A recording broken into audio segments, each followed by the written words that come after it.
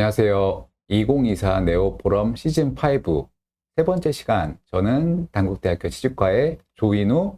단국대학교 세종치과병원 치주과 김상민 교수입니다. 반갑습니다. 반갑습니다. 저희가 어느덧 세 번째 시간을 맡게 됐는데요. 오늘도 점심 맛있는 거 드시고 오셨나요, 교수님? 오늘은 가볍게 먹습니다. 이게 좀 많이 먹었더니 졸려가지고 네. 오늘은 졸림 없이 수술을 열심히 구경하기 위해서 오늘은 조금만 먹고 왔습니다. 가볍게 막 회 한 접시 드시고 오신 거 아니죠? 네, 오늘 어떤 수술 준비해 주셨을까요? 네, 오늘은 저희가 세 번째 시간이기 때문에 아무래도 치주과 의사이기 때문에 임플란트에다가 커넥티브 티슈 이식했던 케이스인데요. GBR 같은 경우에는 이제 경조직을 만드는 과정이 있고, 경우에 따라서는 저희가 연조직도 만들어야 될 필요가 있을 수가 있어서 그런 증례를 준비해 봤습니다. 예, 매우 기대가 됩니다. 네네. 그래서 이 환자분 같은 경우에는 60대 아주머니셨어요. 그래서 파노라마 보시면 교환면도 많이 갈려 있고, 본 레벨도 조금 좋진 않지만 크게 문제는 없어 보이시는데, 22번 부분이 어떤 원인이었는지 근단부 염증이 개선이 되지 않으셔가지고. 지금 치근이 이렇게 에이피코 수술을 한 거나 아니면 이게 치근이 안 막혔거나 이렇게 제가 보정과 전문의가 아니다 보니까 예, 잘 모르겠는데 혹시 어떤 증상이었을까요? 보존과 차트를 제가 다 리뷰를 해보진 않았는데 근단 부분이 잘려 있는 걸로 봐서는 에이피코가 들어갔을 수도 있지만 레트로필링이 또 되어 있지는 않기 때문에 그런 것 같진 않고, 외상을 입었거나 지금 굉장히 애매한 경우인데, 환자분께서는 이제 모빌리티도 있고 피스툴라도 계속 자주 생겨서 결국에는 발치를 결정했던 그런 환자분이십니다. 그러면 이 치아를 임플란트를 하면서 네. CTG가 주변에 같이 들어간 케이스인가요? 어떻게 하셨어요, 교수님? 제가 본의 아니게 스포일러를 한 것 같아서 네네. 여기 보고 계시는 분들께 죄송합니다. 마찬가지로 발치 후 직지 식립하기가 용이치가 않았기 때문에 발치한 다음에 석 달, 2달 반, 석 달 정도 있다가 엑스레이 찍어 보시고 임플란트로 들어갈 건데요. 파노라마 상에는 큰 문제는 없어 보이고. 제가 수련할 때 네. 배웠던 저널 중에서 이렇게 엔도페일이 있는 부분에서 네네. 이렇게 즉시 식립이나 이런 걸 하면 그 치근단 부위의 감염이나 이런 것 때문에 임플란트 페일을 유발할 수 있다라는 저널을 봤었는데요. 혹시 교수님도 기억하시나요? 아니, 저는 못 봤는데. 페리오돈탈 2000에서 그런 네네. 저널이 있었습니다. 좋은 저널 보셨군요. 그러면은 발치 후 직지 식립을 그런 케이스에선 피해야 되는 건가요? 아니면은 피하시는 게 좋다라고 저널에서는 이야기를 했었습니다. 다행이네요. 본의 네. 아니게. 페리오돈탈 2000이라는 좋은 저널을 또 같이 공부를 했었던 기억이 근데 있어서 개원가에서는 사실 발치 후 직지 식립이 워낙 과격하게 많이들 하시니까 근단병소 정도는 깨끗하게 긁어버리고도 많이 식립을 하시는 것 같습니다. 그거에 대한 케어가 잘 된다면 네네. 즉시 식립도 선택지가 될 수는 있지만 그쵸? 네. 그거를 고려를 하셔야 된다는 이야기를 하고 싶었습니다. 네. 그런 부분에 발치 후 직지 식립이 들어갔을 때는 훨씬 더 주의 깊은 큐레테이지랑 살라인 이리게이션을 충분히 큰 주사기로 한 3번, 4번 하고 하시면 조금 더 안전할 수는 있을 것 같습니다. 그래서 CT를 찍으셨네요. 예. CT가 이렇게 보니까 협측이 조금 주저앉아 보이는데 그쵸. 생각보다 뭐 그렇게 없어 보이진 않고, 호리존탈하게 1편, 2편에서는 버티칼 GBR을 보여드렸는데 버티칼 GBR까지는 필요 없지만, 조금 얇은 것 그쵸. 같습니다. 이 정도면 많이 얇은 건 아니고 문제 없는 정도의 얇음인데, 이런 부분이 GBR이랑 같이 CTG를 했던 케이스입니다. 사진이 잘 나왔네요. 예. 그래서 조금 꺼져 보이시고, 보시는 치아 중에 이제 21번 치아가 살짝 리세션이 있어 보이는데, 21번이 리세션이 있어 보이고 11번이 조금 위로 올라와 보이시고, 그리고 파필라 부분이 조금 꺼져 보이셔가지고 이런 부분을 해결하기 위해서 커넥티브 티슈 이식을 고려했던 환자분이십니다. 협축으로는 이게 호리존탈하게는 이렇게 많이 흡수돼서 이렇게 들어가 있는 양상이 관찰이 되네요. 릿지가 워낙 얇으셨기 때문에 이런 부분 수술 들어가 보도록 할까요? 혹시 교수님 수술 영상 어떤 걸로 찍으셨나요? 저는 이제는 시행착오 끝에 뭐 초반에는 핸드폰도 사용을 해봤는데 해상도가 만족스럽지 않아서 최근에는 저희 제 동기 개원이가 이제 추천해준 캠코더가 있어서 일본 제품 캠코더를 사용하고 있습니다. 아, 저기서 저렇게 인시전을 주고 계시네요. 네네.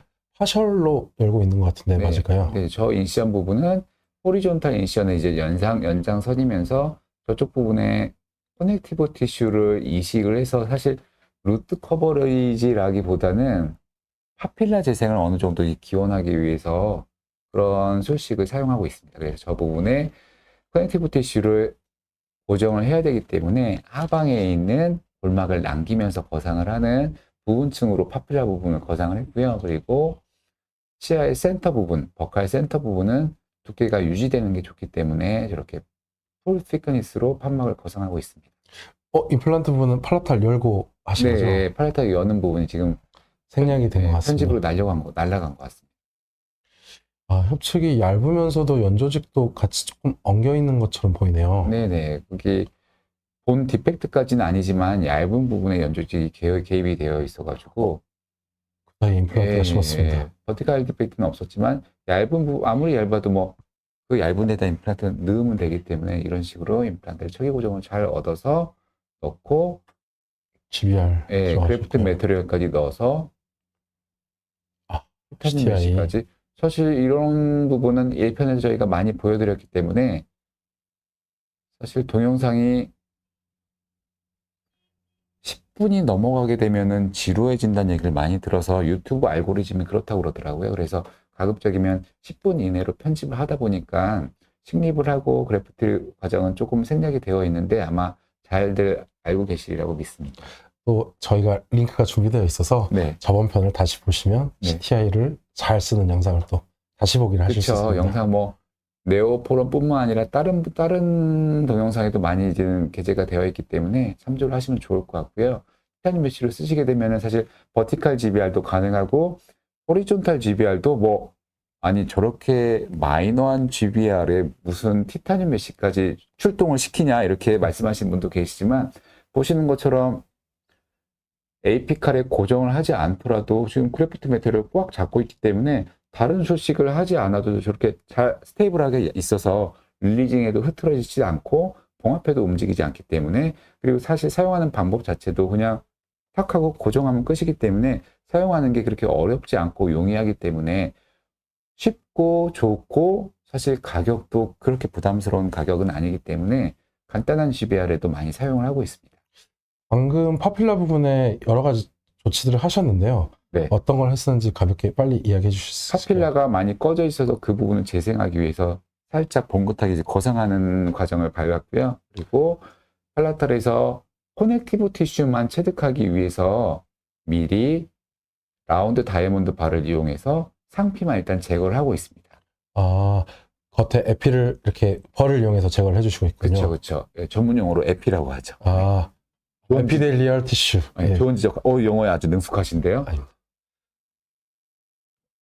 경희대학교 허익 교수님께서 항상 정확한 용어를 이야기하셔서 네. 노력은 하고 있는데 어려운 것 같습니다. 네. 저희 노력이 중요하고 아름다운 거니까요. 네. 저게 딱 절묘하게 그 무치약 부위로 저희가 에피델리얼 상피 표면을 제거하는 모습이 보이네요. 네, 제가 사실 동영상을 혼자 촬영하기 때문에 지금 천장에 지금 캠코더가 매달려 있어가지고 그 캠코더를 막 왔다 갔다 하며 촬영하는 게 사실상 불가능하기 때문에 한정된 화각에서 촬영을 하고 있는데 마침 결손치아 부분으로 저 버가 잡히는 바람에 오늘 동영상에 이제 활용할 수 있게 되었습니다. 저기 버가 저기까지도 보이네요. 예. 절묘한 화각인 것 같습니다. 저 정도 하면 이제 표면에 그 상피세포를 제거를 하는 거군요. 블리딩, 출혈점이 생기게 되면 상피가 적당히 제거가 된 겁니다. 이제는 블레이드로 저희 커넥티브 티슈를 체득하려고 하는 것 같은데요. 그렇죠. 저희가 자주 하진 않지만 저는 그런데 치주과 의사가 제일 좋아하는 순간인 것 같아요. 팔라탈에서 환자분한테는 죄송하지만 수술의 꽃이라고 할 수 있죠. 커넥티브 티슈를 체득하고 이식하는 과정. 그때는 15번 블레이드를 새 블레이드로 무조건 교체하시는 게 좋고요. 깊이는 어느 정도로 이렇게 블레이드를 넣는 너무 건가요? 깊게 되면 두 가지 문제가 생길 수가 있잖아요.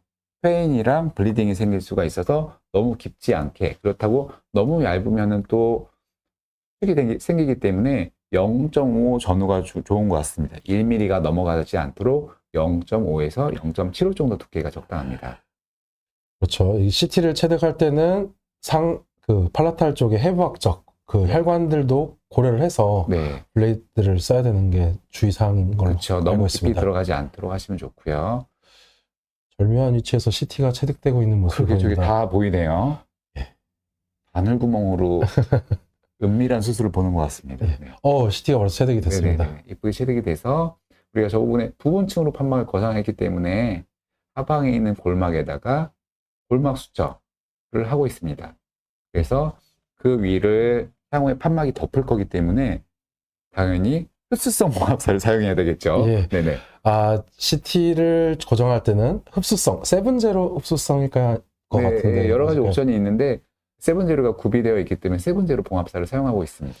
네.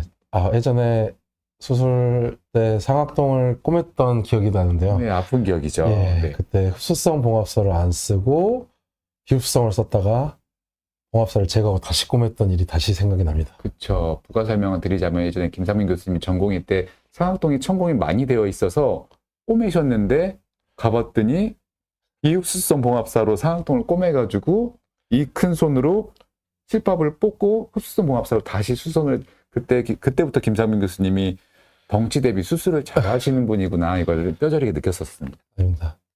환자분께서 꼭 그날 임플란트를 심으셔야 했기 때문에 노력을 했고 다행히 성공해서 다행이었습니다. 그 노력이 중요한 것 같습니다. 이제 노력하면 다 할 수 있는 것 같습니다.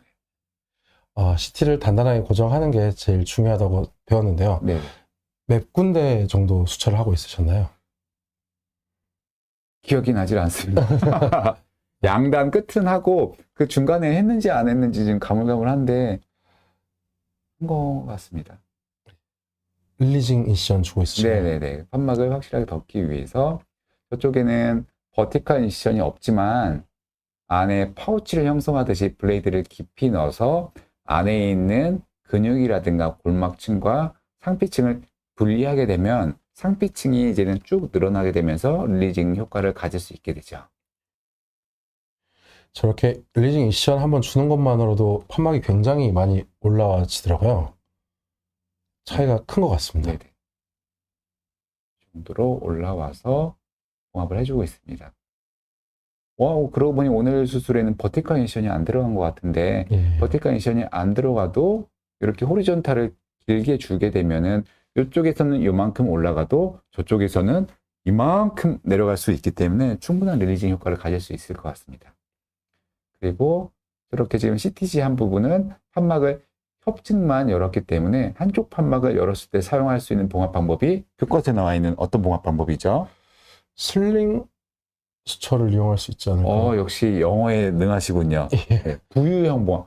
우리말이 더 어려운 것 같아요. 네. 부유형 봉합이. 저게 바로 슬링 수첩 부유형 봉합입니다.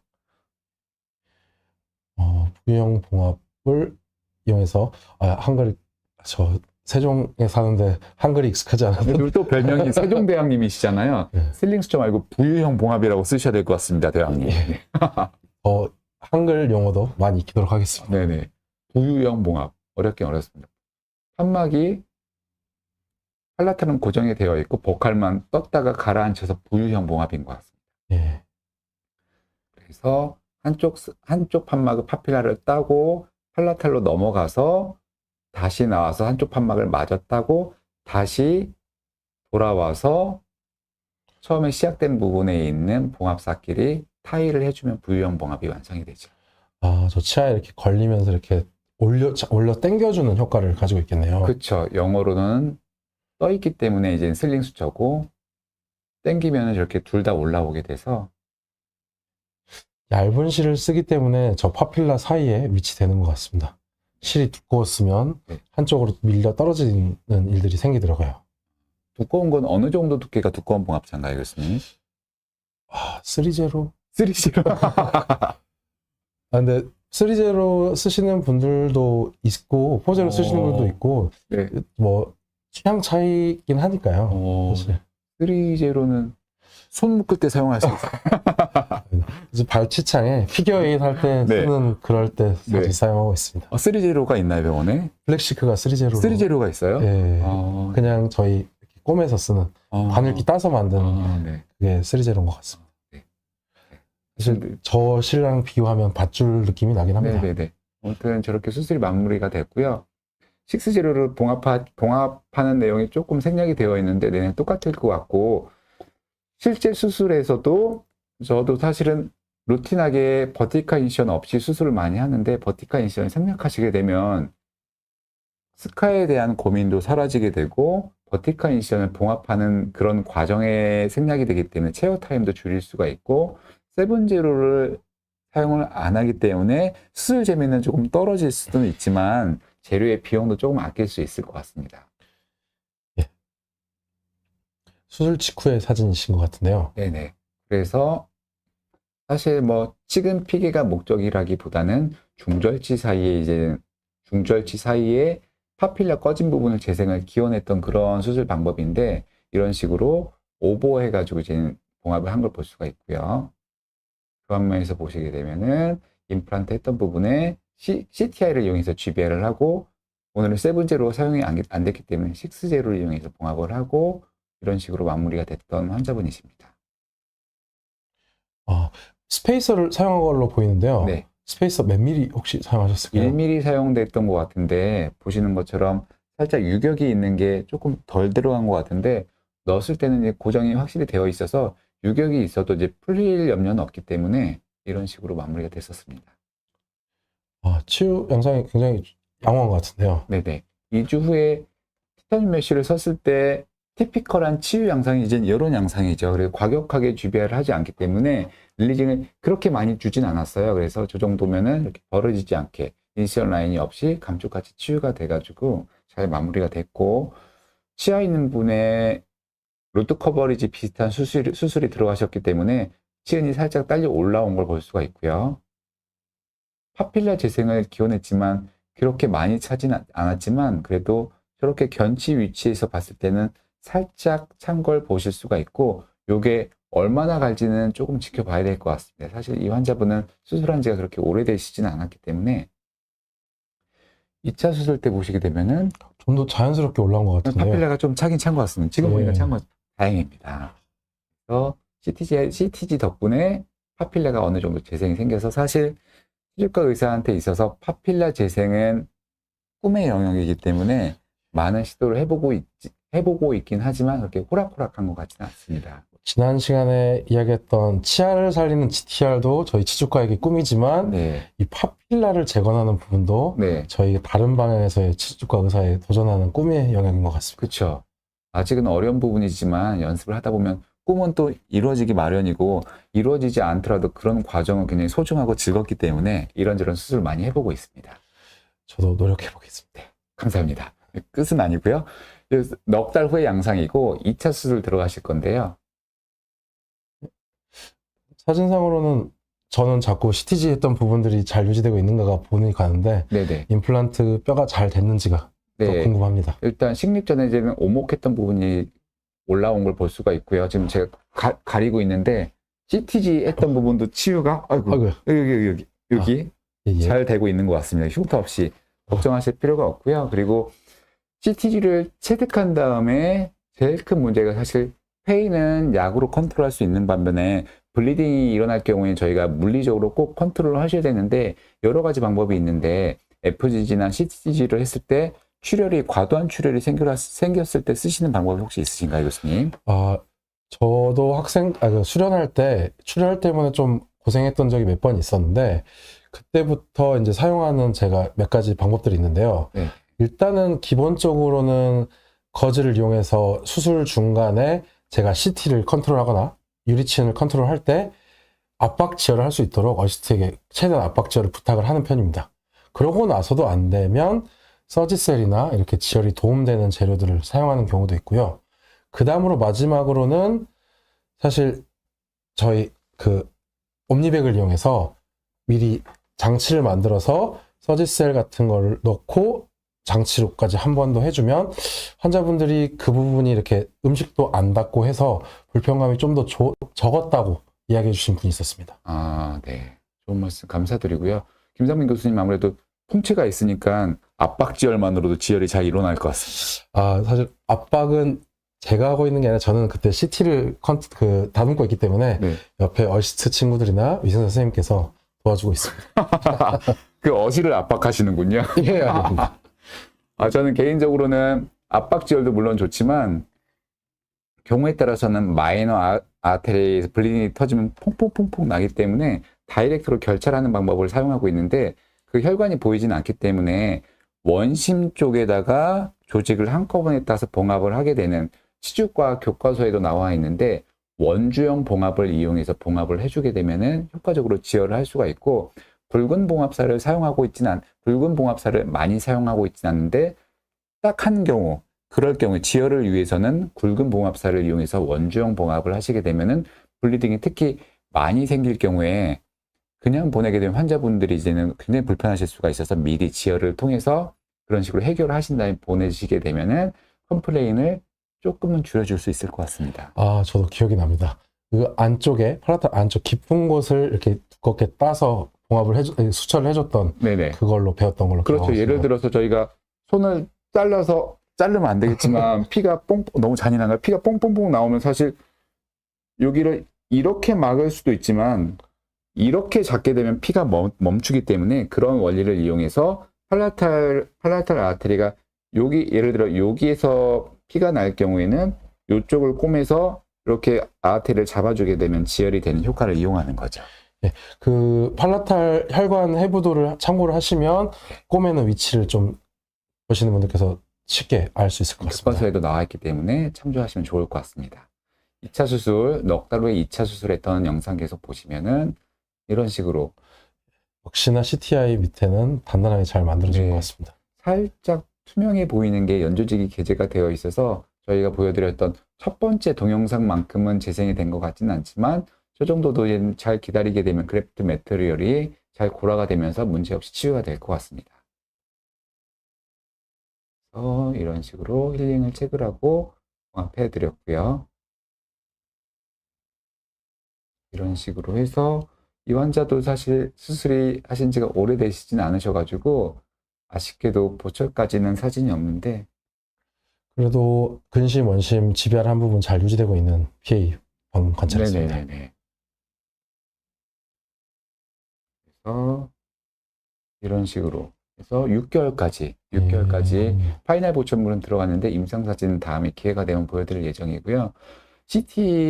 추가적으로 CT가 있으면 좋겠는데 저희 CT를 재찰하는데 비용이 20만 원이 나와가지고 보철까지 비용까지 다 완료되는데 추가적인 CT를 찍게 되면 조금 미안한 감이 있어서 CT는 없는데 그런 건 또 김상민 교수님이 다음에 혹시 기회가 되시면 술전술 CT 있는 영상 보여주시면 좋을 것 같습니다. 저희 네. 화수구 토크를 찾아주신다면 네네. 준비를 해보도록 하겠습니다. 아마 어렵지 않을까 조심스럽게 예상해 봅니다. 그래서 저희가 오늘 말씀드린 내용은 임플란트에다가 티타늄 메쉬를 이용한 GBR 그리고 인접지에 루트 커버리지 말고 파필라를 재생하기 위한 조금 난이도 있는 커넥티브 티슈 이식이 들어갔고요. 보시는 분들 참조해 보셔서 즐거운 수술 한번 해보시면 좋으실 것 같고 저희는 다음 주에 다시 한번 더 좋은 영상으로 만나 뵙는 걸로 하겠습니다. 저는 지금까지 단국대학교 치주과의 조인우, 단국대학교 세종치과병원 치주과 김상민 교수였습니다. 감사합니다.